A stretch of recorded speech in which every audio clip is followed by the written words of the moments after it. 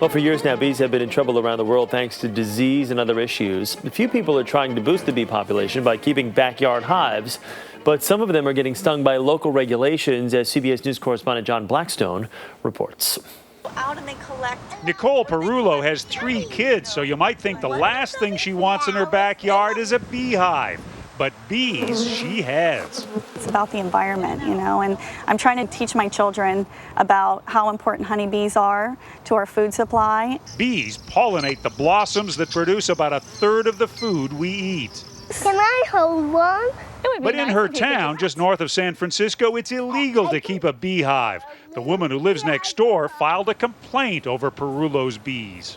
How does she think she gets fruit and flowers? I mean, there's bees out there. So now Perullo is on a mission to convince her city council that urban beekeeping is part of the solution for an insect that needs help. For almost 5 years, a mystery ailment called colony collapse disorder has killed bees in unprecedented numbers. Commercial beekeepers have lost about 1/3 of their hives every year. But across the country, bees have been getting help from city dwellers. Michelle Obama has them in her White House garden. At farmers markets in New York City, Andrew Cote sells honey from his rooftop hives. Each hive produces about 100 pounds of honey on average per year. When it comes to keeping bees in the city, it would be hard to get much more urban than this. These hives sit in the middle of what used to be a freeway on-ramp in downtown San Francisco. But this place is buzzing. Karen Peteros helps tend the hives. One of the big challenges for urban beekeeping, or even suburban beekeeping anywhere in the country, is always fear. And last year, it seems, fear drove someone to spray insecticide into the hives, killing more bees than Peteros could count. It was very heartbreaking. Tens of thousands, probably over 100,000, maybe 200,000 bees. But that loss spurred new support for beehives on the block.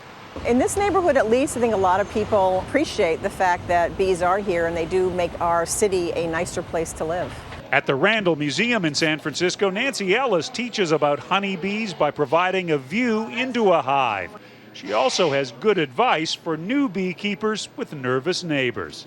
You need to alert your neighbors that you have bees, and one of the easiest ways to do that is to give them a jar of honey. And they're immediately friendly to your pursuit. After all, what could be sweeter than honey from the hive next door? John Blackstone, CBS News, San Francisco. I must say there are a few things that are better than fresh honey. I mean, really. I was going to say a fresh bee sting. Really, and I love a good, but no, that honey is good.